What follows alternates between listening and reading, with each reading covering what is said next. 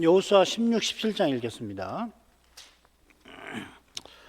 요셉 자손이 제비 뽑은 것은 여리고 곁 요단 곧 여리고 물 동편 광야에서부터 나아가 여리고로 말미암아 올라가서 산지를 지나 베델에 이르고 베델에서부터 루스로 나아가 아렉 사람의 경계로 지나 아다롯에 이르고 서편으로 내려가서 야블렛 사람의 경계에 이르러 아래 벳호론 곧 게셀에 미치고 그 끝은 바다라. 요셉의 자손 므낫세와 에브라임이 그 기업을 얻었더라. 에브라임 자손의 그 가족대로 얻은 경계는 이러하니라.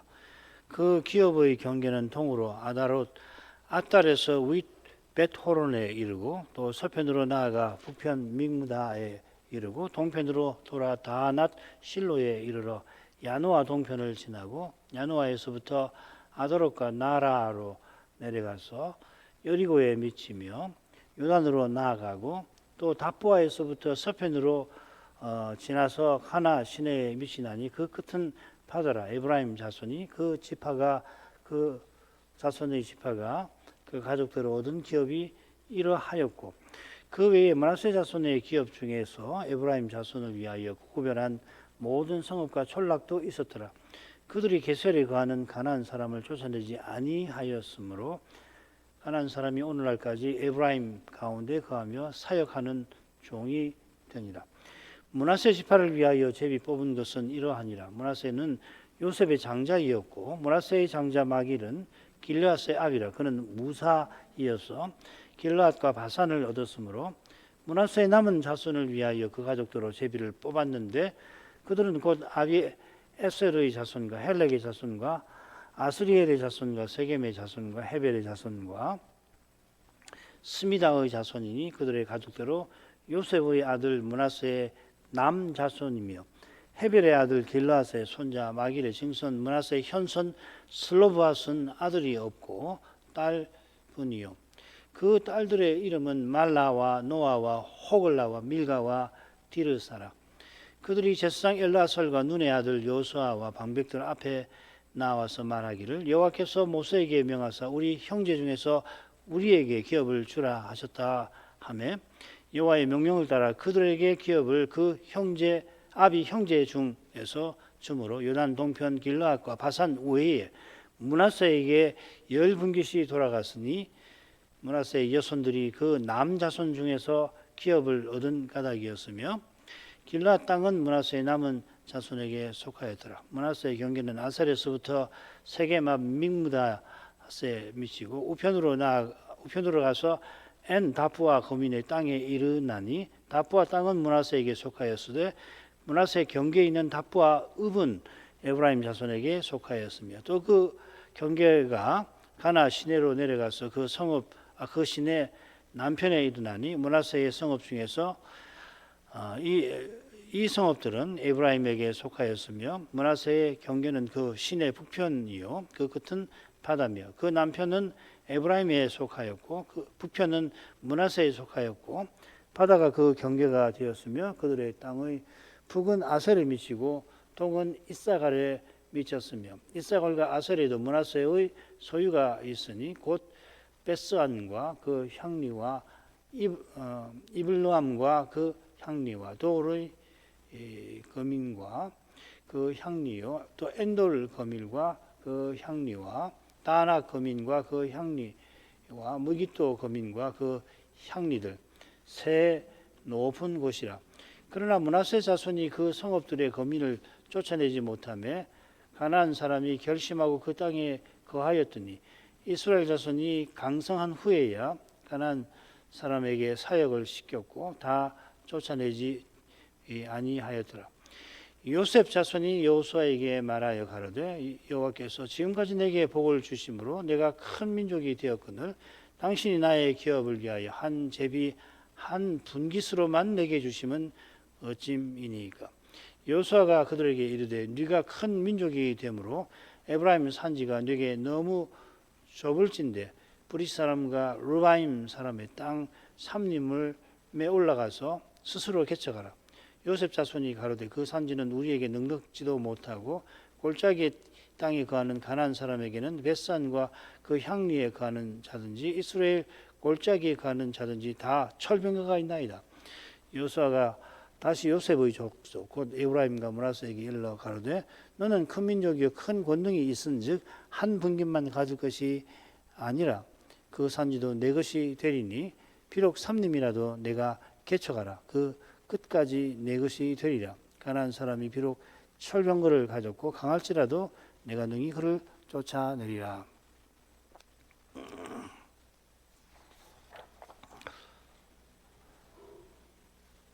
17장 17이라고 되어 있는 걸 모두 18절까지니까 8로 고쳐주시길 바랍니다. 유다 지파에 이어서 요셉 자손이 요단 서편에서 기업 얻기 위하여 제비 뽑습니다.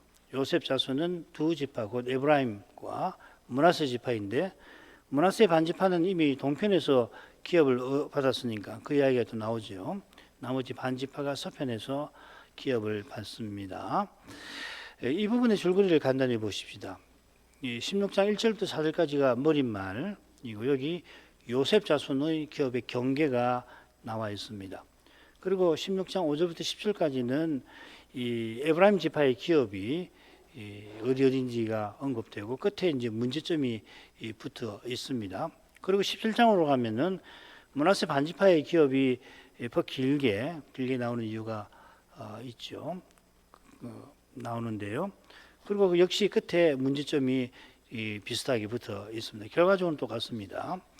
그리고 17장 14절부터 18절까지가 맺은 말인데 다시 요셉 자손이 등장해서 원망을 하니까 여호수아가 고면하는 내용입니다.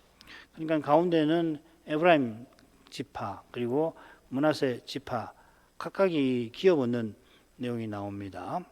반면에 처음과 끝에는 두 지파를 뭉뚱그린 요셉 자손의 주제를 다루고 있죠, 그죠?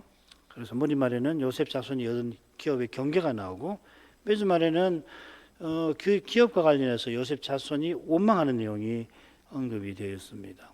이런 데서 여호수아가 어떤 관점에서 당대 역사를 기록하는지를 엿볼 수가 있고 이 거룩한 관점이 우리가 특별히 살펴배울 교훈이 되겠습니다. 이 관점이 이 므낫세 반지파의 기업에 나오는 사건들, 특별히 이 슬로보아 딸들에 관한 내용에서도 드러나고 있습니다. 자, 그러면은 머릿말로 가죠. 요셉 자손이 제비 뽑은 것은 여리고 곁 요단 곧 여리고 물 동편 광야에서부터 나아가 여리고로 말미암아 올라가서 산지를 지나 베델에 이르고 베델에서부터 루스로 나아가 아렉 사람의 경계로 지나 아다로스에 이르고 서편으로 내려가서 야블레 사람의 경계에 이르러 아래 벳 호론 곧 게셀에 미치고 그 끝은 파다라. 요셉의 자손 므낫세와 에브라임이 그 기업을 얻었더라. 지난번에 나눠드린 그 12지파의 그 지도하고 오늘 받으신 이 지도를 같이 놓고 보시는 것이 도움이 됩니다.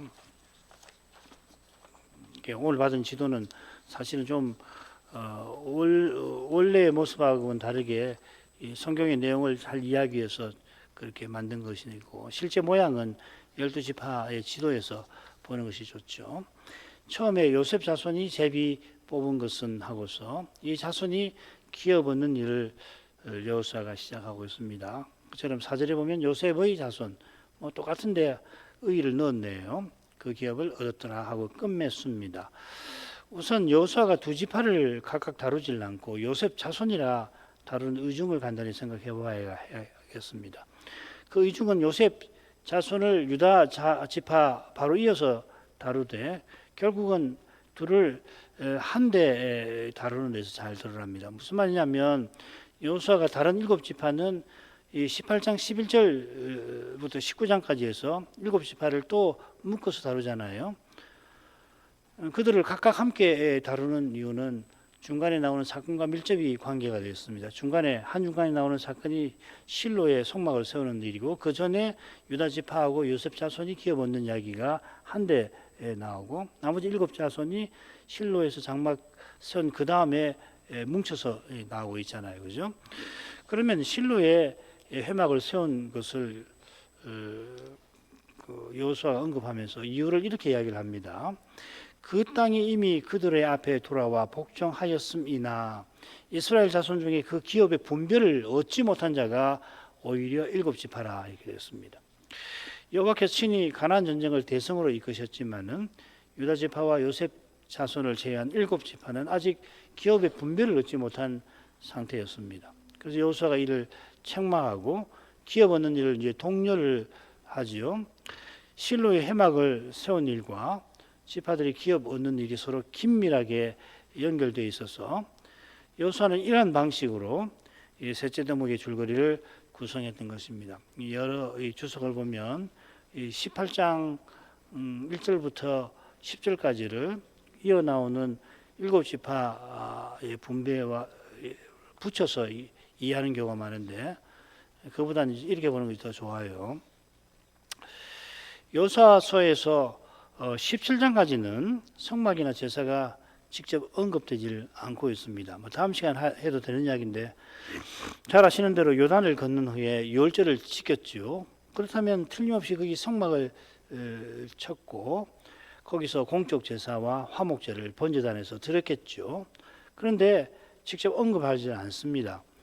제사 드린 일이 그 사이에 한번 언급이 되어 있는데 세겜에서 언약을 새롭게 하면서 여호수아가 제사를 드리는데 번제단에서 하는 게 아니라 돌을 단으로 만들어 세워서 거기서 화목제와 번제와 화목제를 드렸습니다.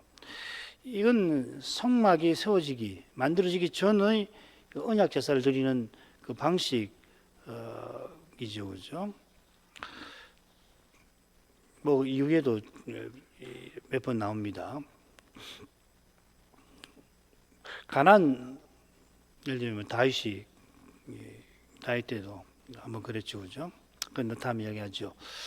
가나안 전쟁이 6-7년 동안 치러졌으니까 그 사이에 절기마다 필시 성막을 치고 거기 번제단에서 제사장이 제사를 드렸을 겁니다. 뭐 세겜이라든지 혹은 길갈 같은데 길갈이 유력한데요. 그런 일은 너무나 당연하니까 여호수아가 언급할 필요가 없었을 겁니다만은 실로에다가 성막을 세웠다 언급한 데는 특별한 의미가 있습니다. 본래 여호와께서 자기 이름을 두시려고 택하신 곳에 성전을 세워야 했는데 아직은 그런 형편이 되질 않았던 겁니다. 그런 형편이 되지 못한 주된 이유가 결정적인 이유가 순종치 아니한 언약 백성에게 있었던 겁니다. 여호와께서는 이미 가나안 땅이 이스라엘 앞에 돌아와 복종케 하셨습니다. 그런데도 특별히 7지파가 그 명령에 복종하지 않았던 겁니다. 자, 이런 현실에서 여호수아는 성막 지을 때까지 회막을 반영구적으로 세우려 했던 것입니다. 그 의미는 뭔가 다음 시간에 아마도 다음 시간에 이 부분을 공부하게 되면은 생각할 수 있겠죠. 아무튼 유다 지파와 요셉 자손은 기업 얻는 일에 나머지 7지파와 다릅니다. 유다 지파와 요셉 자손은 장자와 관련되지요. 요컨대 에브라임과 므낫세를 가운데서 각각 언급하기도 하지만은 여호수아가 요셉 자손이라고 한데 묶어서 다루는 것은 두 지파가 장자 요셉에게 주신 두 몫인 것과 붙어 있습니다. 이 주제는 맺은 말에서 요셉 자손이 원망하는 데서 다루어질 겁니다. 여호수아가 틀림없이 두 몫을 주지 않았습니까?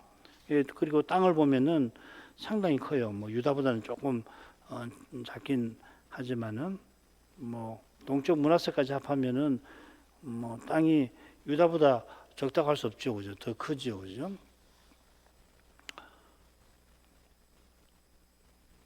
그런데 한 몫만 준다고 항의를 합니다. 참 생각해 볼 만한 건데요. 그런데 이런 항의와 반항이 특별히 이 에브라임 자손, 요셉 자손, 에브라임 지파가 이런 항의와 반항을 이스라엘 역사에서 계속해서 제기를 합니다. 이것이 이 솔로몬 사후에 10지파가 유다 지파의 정통성에 이의를 제기하고 북쪽에 별도의 나라를 세운 원인이기도 합니다. 그 전에도 그런 갈등이 늘 있지요. 두 지파가 항의할 때 요셉 자손으로 하나가 되어 그리 합니다. 이런 비신앙적인 태도를 여호수아가 분명히 지적하고 경계합니다. 이런 문제는 신약 교회도 늘 발생합니다. 그 문제의 근원이 인생의 육의 몸의 문제들을 스스로 해결하려고 하는 육신적 태도에 있습니다. 요셉 자손이 이거는 이제 다음 시간 그 17장 마지막 부분 공부할 때 더 생각하기로 하고요. 제가 문제만 제기하고 생각해 보시길 바랍니다. 요셉 자손이 제비 뽑아 얻은 기업의 경계가 언급되어 있습니다. 그 경계가 여리고에서 출발을 해가지고서 지도 보시면은 여리고 베델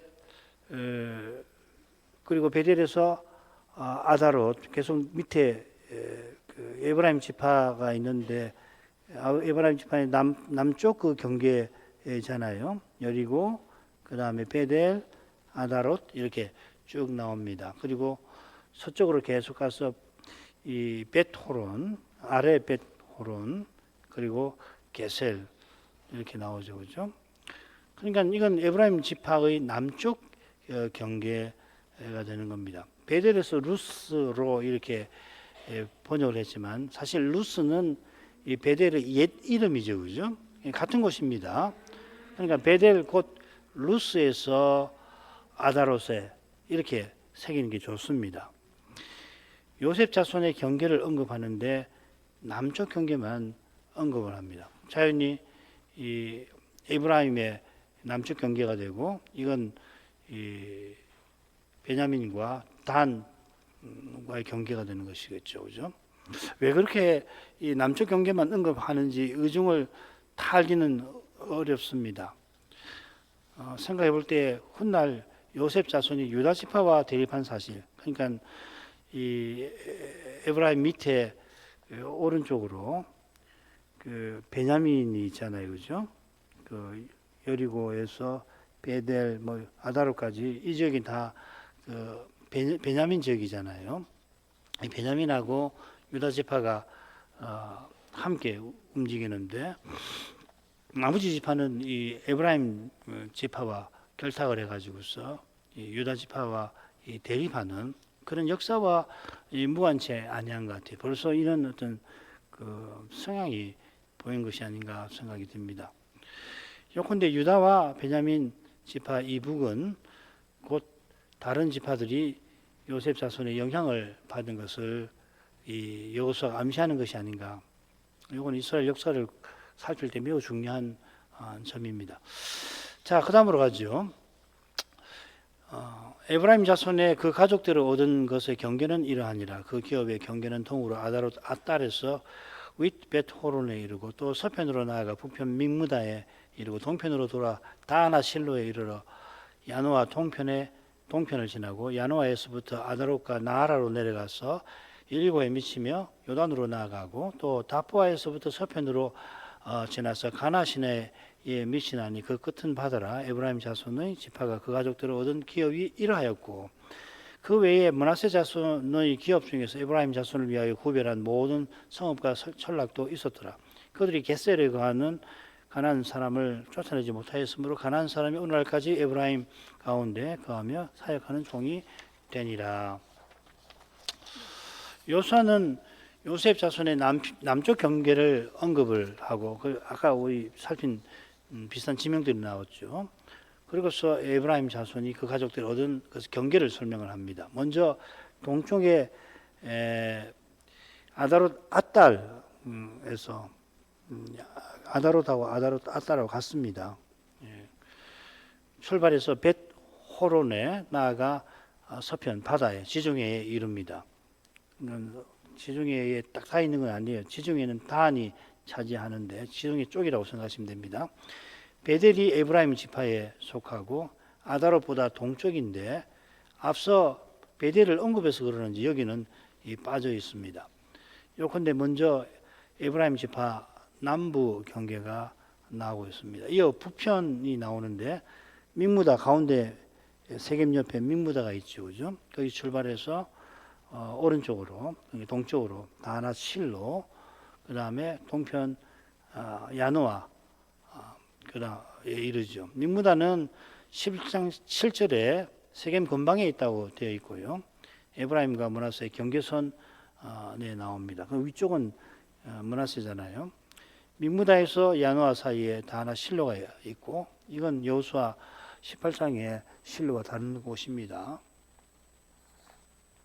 셋째로 야노아에서 출발해서 아다롯과 나하라 혹은 나하란으로 내려가서 여리고에 요단에 나아갑니다. 이게 동편 경계가 되겠죠. 넷째로 이 다푸아에서 출발을 해서 서쪽 가나에 미치는 지역이 북쪽이 되는 겁니다. 다푸아는 세겜 서쪽에 있고 에브라임 북편 경계선에 있습니다. 이 다푸아가 성읍 이름이기도 하고 지역 큰 땅의 이름이기도 합니다. 그래서 다푸아 지역은 므낫세에 속하고 다푸아 성읍은 에브라임에 속합니다. 에브라임 북쪽 경계선인 다푸아에서 서쪽까지가 넷째 경계로서 언급이 되어 있습니다. 참고하십시오. 이 지도 보고서 대체로 여기구나. 근데 꼼꼼히 보면은 이 서술하는 방식에 대해서 연구할 것은 참 많다고 생각됩니다. 8절에 에브라임 지파가 그 가족들을 얻은 기업이 이러하였다 하고서 전형적인 맺은 말이 나옵니다. 이러하였다 했으니까 5절부터 7절까지 네 경계가 에브라임 지파가 받은 주된 기업이 되겠습니다. 거기다가 에브라임 지파가 므낫세 지파 중에서 받은 성읍과 촌락이 있습니다. 나중에 이제 므낫세 부분에도 나옵니다.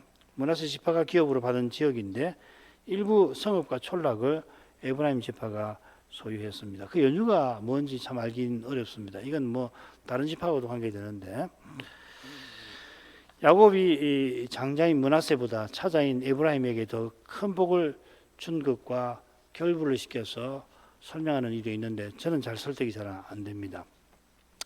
마지막으로 여호수아는 에브라임의 문제를 지적합니다. 에브라임이 이 게셀에 거하는 가나안 사람을 쫓아내지 못해서 그들이 에브라임 가운데 거한다 했습니다. 게셀의 가나안 사람들이 사역하는 종이 되었는데 기본처럼 언약 관계를 맺은 것은 아닙니다. 사역하는 종이라고 번역했는데 강제 노역이라고 보시면 됩니다. 가나안 족속이 아닌 경우에는 이스라엘이 화평을 전쟁을 굳이 하지 말고 화평을 청하고 그래서 화평하자고 그러면은 강제 노역을 시킬 수가 있습니다. 그러니까 공물을 받고 그 다음에 이제 강제 노역을 시킬 수 있는데 이거는 가나안 바깥에 있는 족속이에요. 예를 아람이라든지 뭐 이런 데 해당되는 겁니다. 가나안 족속인 경우는 에브라임이 언약을 온전히 받들지 못했다는 것을 보여줄 것입니다. 그다음 므낫세로 가죠. 므낫세 반지파가 기업을 받는데 에브라임보다 내용이 깁니다. 왜 그러냐면 이 족보 문제가 있고 남자손 특별히 이 여자손이 기업 얻는 문제가 중간에 나오는 것과 붙어 있습니다. 그래서 한 5수로 나눠서 볼 수가 있겠습니다. 17장 1절 상반절이 머리말이 되고 그 다음에 므낫세 남자손이 기업 얻는 문제, 그 다음에 여자손 슬로바 딸들이 기업 얻는 문제, 그리고 므낫세 경계, 므낫세 문제점 이렇게 5수로 나눌 수가 있습니다. 머리말은 뭐 이미 많이 살핀 거니까 그냥 읽고만 그 두 번째 문제 넘어가겠습니다. 1, 2절 읽겠습니다. 므낫세 지파를 위하여 제비 뽑은 것은 이러하니라. 므낫세는 요셉의 장자이었고 므낫세의 장자 마기는 길르앗의 아비라. 그는 무사이어서 길르앗과 바산을 얻었으므로 므낫세의 남은 자손을 위하여 그 가족들로 제비를 뽑았는데 그들은 곧 아비에셀의 자손과 헬렉의 자손과 아수리엘의 자손과 세겜의 자손과 헤벨의 자손과 스미다의 자손이니 그들의 가족들로 요셉의 아들 므낫세의 남 자손이며. 먼저 므낫세와 마길에 관한 소개가 나옵니다. 므낫세가 요셉의 장자여서 그 지파를 위하여 제비 뽑은 땅이 있다 했습니다. 이 말은 므낫세가 에브라임과 함께 다른 지파처럼 기업 얻을 자격이 있다는 것을 여호수아가 밝혀주는 것 같아요. 장자인데 실제로는 에브라임보다 못하게 됐잖아요. 그렇지만은 므낫세도 에브라임과 마찬가지로 당당하게 기업을 얻을 수 있다. 왜 그러냐면 요셉이 장자라서 그렇다 이 말이거든요. 자, 그 다음 단락 넘어가죠. 이어 마길이 므낫세의 장자이고 길르앗의 아비인 사실을 언급합니다. 이는 마길이 요단 동편 길르앗과 바산을 기업으로 얻은 사실과 붙어 있습니다. 그가 무사여서 용사여서 넓은 땅을 얻었다 한 겁니다. 마길이 동편에서 길르앗과 바산을 얻었다는 것은 므낫세 반지파가 이제 서편에서 기업을 얻게 된 이야기를 하는 거죠. 그래서 이들을 므낫세의 남은 자손이라 부릅니다. 나중에는 거꾸로 또 표현합니다. 다음 시간에 아마 이야기할 것 같아요. 그들은 아비에셀, 다른 데 보면 이에셀이라고 되어 있습니다. 아비에셀의 자손들, 헬렉 자손, 아스리엘 자손, 세겜의 자손, 헤벨의 자손, 스미다의 자손이라 되어 있습니다. 민수기 26장의 6이 사람은 이 길르앗의 아들로 나옵니다. 길르앗의 6 아들이 요단 서편에서 기업을 얻게 되는 거죠.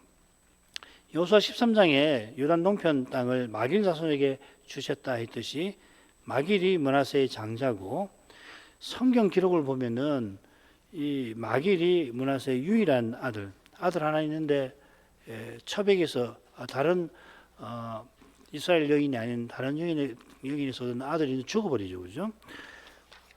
길르앗도 성경 기록에 따르면 마길이 유일한 아들입니다. 그러면은 요단 동편은 나중에 누가 실질적으로 차지하는가 하는 문제가 남는단 말이죠.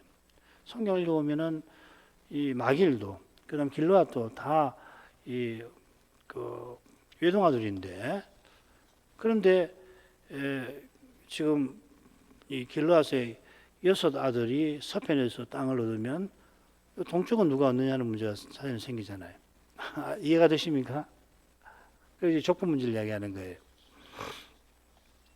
길르앗의 6 아들이 이 서편에서 기업을 얻었다고 하고, 그다음 마길에게 준 이 동편의 바산과 길르앗은 그 마길에게 넘어가는 건데, 마길의 아들들은 다 일로 와서 얻으니까 저쪽은 이제 누가 차지하는 건가? 둘 다 차지했단 말인가? 그 말은 아니거든요. 지금 신명기에 그 실마리가 나옵니다. 신명기 보면 므낫세의 아들 후손입니다.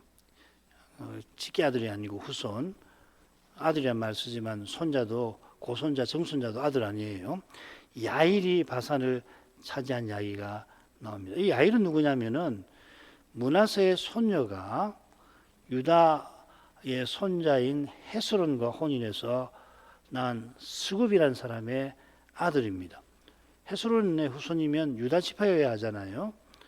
그런데 아마도 아들이 귀한 이 므낫세 가문을 헤스론이 스굽을 통해서 이 므낫세 가문을 이어주게 하고, 그래서 스굽의 아들인 이 야일이 므낫세 지파에 속하게 되었던 것 같습니다. 추측을 해보면 그래요. 뭐 달리는 방법 자료가 없으니까 성경 있는 자료를 참고해 보면은 아마 그런 경우가 아닌가.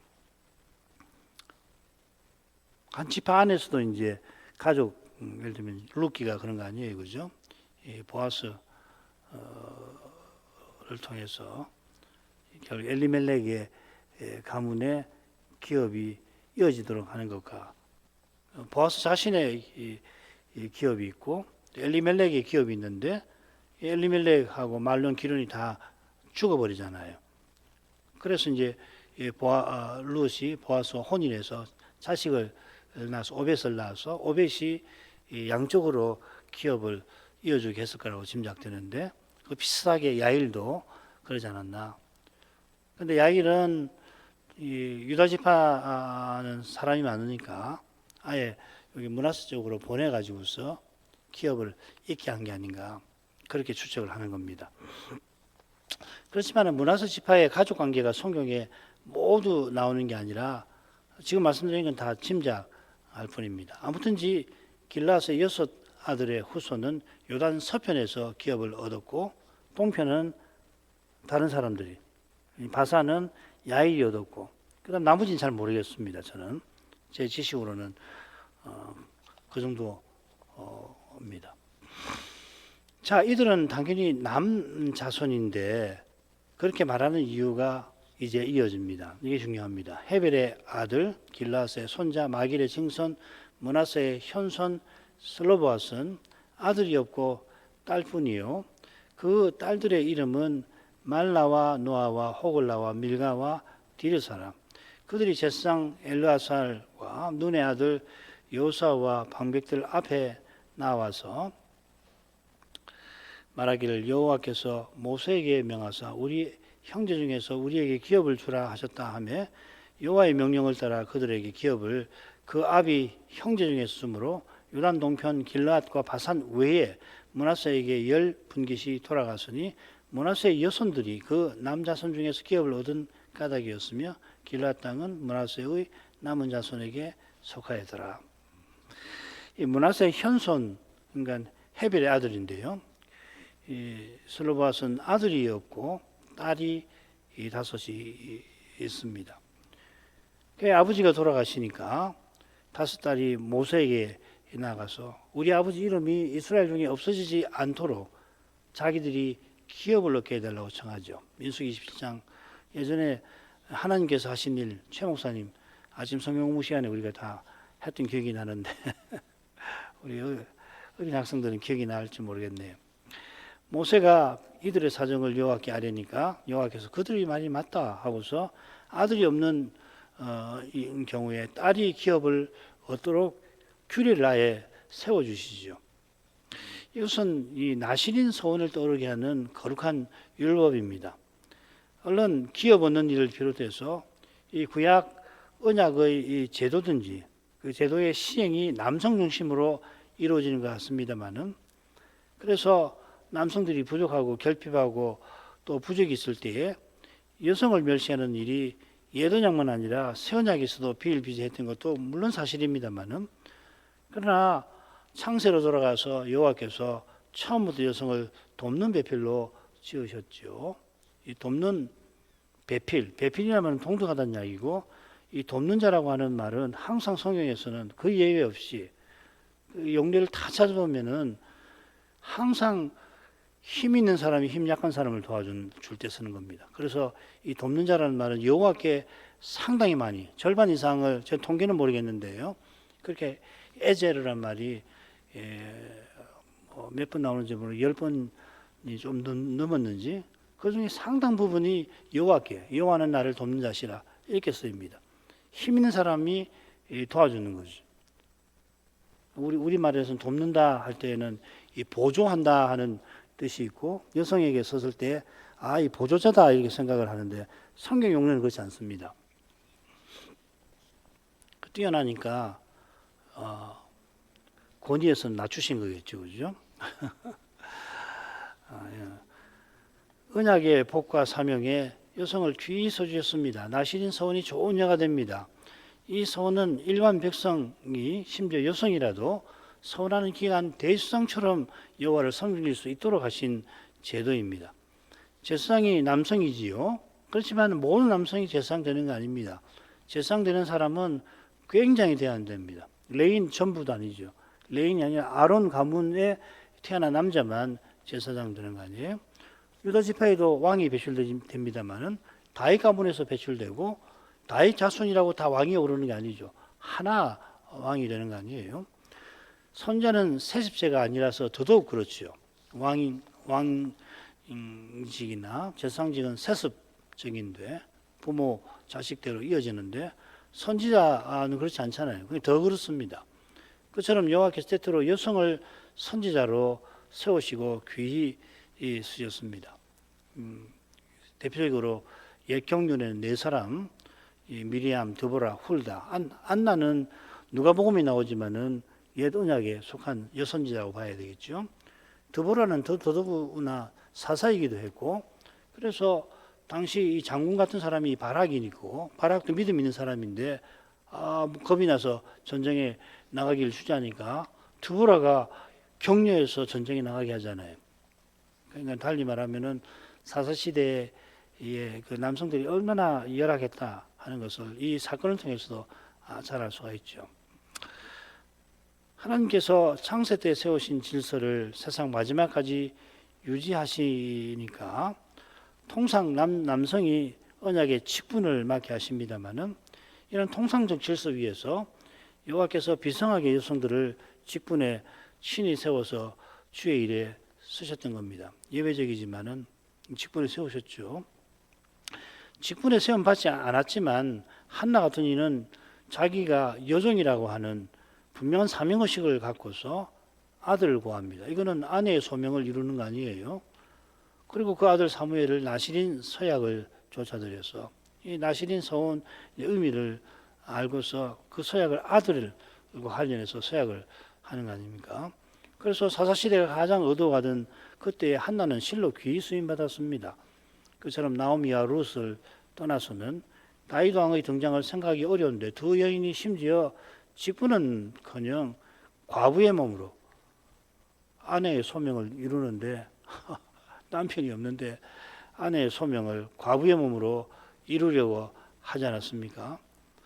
장차는 지금 세우신 직분도 소명도 다 사라지고 지금으로서는 짐작과 상상을 초월하는 방식으로 우리가 그리스도를 드러내며 살게 하실 겁니다. 아무리 생각해봐도 장차 우리가 어떻게 그리스도를 함께 드러내는지 알 길이 어렵습니다. 저는 더더구나 그렇습니다. 지금 여기서 주신 직분과 소명은 저 영원한 관계와 활동을 위하여 지금 잠시 그리고 아주 조금 맞는 것입니다. 그 누가복음에 지극히 작은 것이라고 했고 또 한문화라고 표현하잖아요. 지금 받는 것을 장차는 고호를 받는데 지금 받는 것은 문화는 백세겔이거든요. 여기서 남자가 여자가 또 여자가 남자가 되어야 할 것이 아니라 시집가고 장가갈 필요가 없는 그런 관계를 지향할 것입니다. 주님 오신 후에도 혼인하지만 더욱 배우자 없는 자같이 함께 그리스도를 드러내는데 힘쓸 것입니다. 구약시대도 두신 형편과 맺게 하신 관계와 맡기신 일에서 오신 메시아를 바라며 살아가게 하셨습니다. 이런 믿음으로 슬로바 딸들이 아버지 이름이 이스라엘 중에 사라지지 않도록 그처럼 자기네도 영원히 이 하나님 나라에 들어가기를 바라서 기업을 구한 겁니다. 이게 뭐 전에 다 최홍사님께 잘 배워가지고 이 정도로 요약해서 말씀드리죠. 5, 6절 역시 슬로바 딸들의 기업과 관련이 될 겁니다. 6절에 보면 그들을 므낫세의 여손이라 표현하죠. 므낫세의 여손들이 그들의 남자손 이렇게 남손하니까 좀 번역하기가 좀 그래서 그런지 남자손 뭐 남손이란 말 여손 남손 이렇게 우리나라 말에 있습니다. 남손 중에서 기업을 얻었습니다. 이 점이 5절에 언급된 사실의 이유가 됩니다. 기업을 얻은 까닭이었으며 5절의 사실은 요단 동편의 길르앗과 바산 외에 므낫세에게 10분깃이 돌아갔다 하는 그 사실이 5절에 언급되어 있고 그 이유를 6절에 된 겁니다. 이 분깃이라는 말 14절에도 나옵니다. 요셉 자손이 자기네가 큰 민족인데 왜 한 분깃만 주십니까? 원망할 때 나옵니다. 유다 지파의 분깃이라는 말도 있습니다. 전체 지파에게 주신 기업도 분깃이라고 표현하는데 한 지파에서 가족들에게 나누는 기업도 똑같이 분깃이라고 부릅니다. 요단 서편에서 므낫세 반지파에게 돌아간 분깃이 열인데 그 이유가 왜 열이냐면 슬로바스의 5딸이 이 아버지의 형제들, 5 형제들 가운데서 기업을 얻은 사실가 붙어 있는 거죠. 슬로바스의 딸이 5이고 아버지 헤벨의 형제가 5이죠. 아버지 헤벨은 빼버려야 되죠. 6 아들이 있는데 길르앗에게 헤벨은 이 슬로바스 아버지이니까 그래서 슬로바 딸이 5이고 그 다음에 슬로바스의 아버지 헤벨의 형제들이 5이라서 10분깃이라 여호수아가 말한 겁니다. 이 말은 딸 5이 각각 아버지의 형제들만큼 아버지 슬로바스의 형제들만큼 넓은 땅을 딸들이 다 얻었다 하는 뜻은 꼭 아닐 겁니다. 딸들이 앞으로 므낫세 지파의 다른 집에 시집을 가게 되죠. 그죠? 기업 문제 때문에 5딸이 받은 기업이 남편의 기업에 흡수되지 않게 하셨다는 말입니다. 실제로 딸들이 받은 기업이 어떤 방식으로 다음 대에 이어져 갔는지 저는 잘 아무리 생각해도 모르겠습니다만은 슬로보아스의 이름이 그로서 끊겨지지 않게 되었을 겁니다. 게다가 본래는 슬로보아스이 5 형제들처럼 한 분깃을 받았겠죠. 그런데 5 딸들을 통해서 5 분깃을 받은 셈이 되었다. 이렇게 여호수아가 지금 말하는 겁니다. 딸들이 기업을 얻을 뿐만 아니라 각각 한 분깃을 받은 거다. 이렇게 여호수아가 우리에게 설명하는 겁니다. 딸들은 한편으로 아버지 기업을 얻고 아버지 이름이 남게 되고, 다른 한편으로 돕는 배필로서 남편의 기업이나 자기 기업이 같은 건데 자기 기업을 가꾸고 이렇게 했다는 겁니다. 시간이 많이 갔네. 므낫세의 경계, 그냥 성경 1장 본문만 설명만 하죠. 므낫세의 경계가 먼저 아셀에서 세겜 앞 믹무다 같습니다. 이 세겜은, 아셀은 어디냐면 이 아셀 지파를 이야기하는 것 같습니다. 11절에도 나오죠.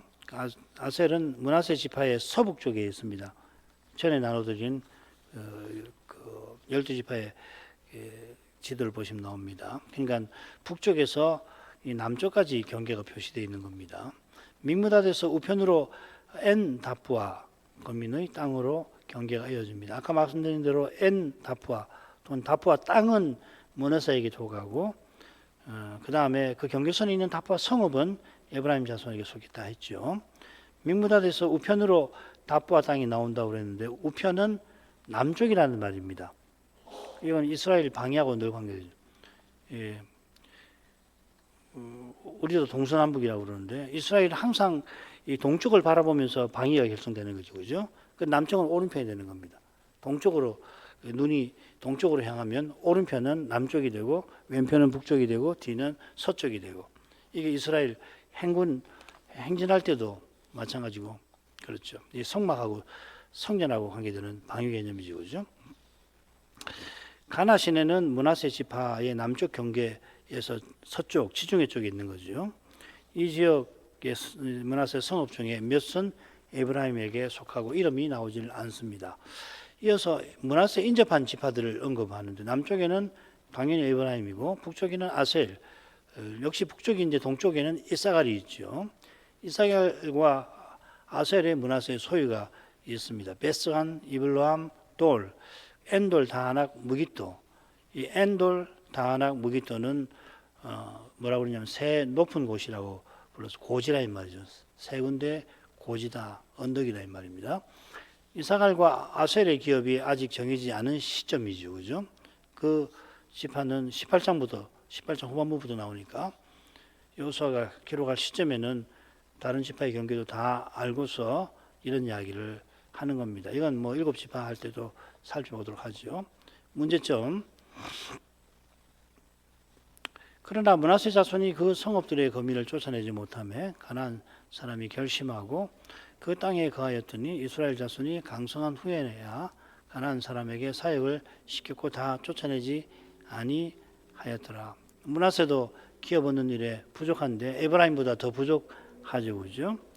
므낫세 자손은 그 성읍들, 에브라임은 게셀에 있는 가나안 족속을 쫓아내지 못했는데 므낫세는 그 성읍들의 거민들을 쫓아내지 못했습니다. 그 성읍들은 앞서 11절에 열거된 6 성읍 혹은 뒤에 나온 3 성읍일 수도 있는데 아무튼지 그 성읍들일 텐데요.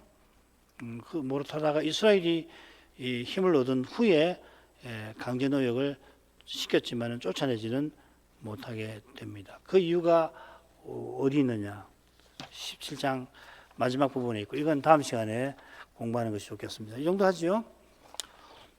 기도할 제목 읽겠습니다. 요셉 자손이 기업 얻는 일을 여호수아가 유다 지파에 이어 기록합니다. 이는 요셉 자손이 유다 지파와 마찬가지로 장자인 것과 붙어 있습니다. 또한 유다 지파와 더불어서 기업 얻는 일에 열심이었습니다. 유다 지파가 모범적이라고 할 만한데 역시 온전히 순종치 못했고 요셉 지파는 좀 더 부족했습니다. 다른 7지파는 기업 얻는 일에 실로 미진하였습니다. 이게 실로의 성막을 반영구적으로 세운 원인입니다. 여호와께서 가나안을 주셨지만 제대로 차지하지 못한 겁니다. 자, 이런 점에 비추어서 이 슬로바앗 딸들이 믿음으로 기업을 구한 것이 돋보이죠. 왜 돋보이냐면 언약을 여호와께서 친히 이루시는구나, 그걸 잘 드러내잖아요. 모세, 여호수아, 갈렙, 또 슬로바앗 딸처럼 하나님께서 언약을 이루어 가시는데 쓰임을 받은 것이죠. 스스로는 그들 또 다른 백성 마찬가지로 아무런 자격, 능력이 없지만 그 비결은 오실 메시아를 바라는 믿음에 있는 것이고, 특별히 슬로바앗 딸들이 그런 믿음을 보였고, 여호수아는 이걸 여기 기록해서 우리에게 큰 교훈을 주고 있습니다. 이런 믿음이 우리에게 절실할 겁니다. 이스라엘을 돌아가면 슬로바앗 딸들은 사실은 남성들이 주도하는 그런 현실에서 사실은 이 딸들이 이런 믿음이라는 게 얼마든지 가려질 수 있잖아요. 그런데 여호와께서 이 여호수아를 통해서 그 믿음을 표시해서 하나님 나라는 어떻게 세워지는가, 하나님 어떻게 일들을 행하시는가 하는 것을 보여주시는 거거든요. 이런 믿음이 우리에게 절실한 것을 잊지 말고 오늘도 그 믿음을 우리에게 주시기를 구해야 하겠습니다. 그다음 신학성 조사들 위해서 기도해 주시기를 바랍니다.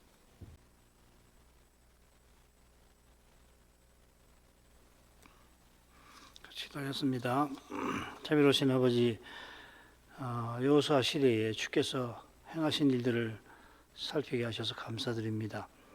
여호와께서 그 가나안 전쟁을 승리로 이끌어 그 땅이 이스라엘에게 복종하게 하셨고, 또 그 일에 이스라엘을 써주셨습니다. 광야 40년 동안 그들이 행한 것을 생각하면 가나안 땅을 정복해 주신 그 일만큼이나 그들이 거룩한 전쟁에 쓰임을 받게 하신 데에서 하나님께서 얼마나 능력이 크시고 은혜로우신지를 확인할 수가 있습니다.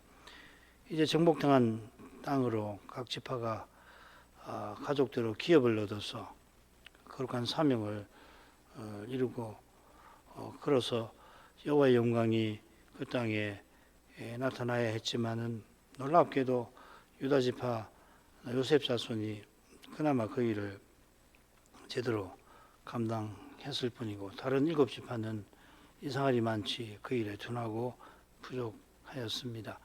기업 차지하는 일에 힘썼던 유다 요셉 지파도 그러나 온전히 순종하지를 못하였습니다.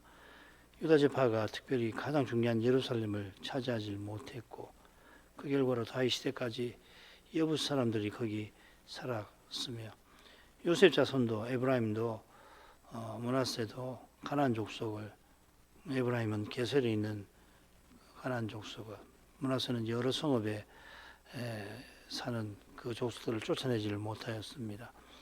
유다 지파의 갈렙과 온닐 같은 믿음의 용사가 있었지만 그렇게 못한 거기서 비슷하게 모세같이 신실한 종도 생의 마지막 순간에 여호와의 거룩하심을 드러내지 못하는 실수를 범했던 거기서 예언약이 실로 연약한 것을, 즉 인생이 스스로는 언약을 결코 이루지 못하는 사실을 보게 하십니다.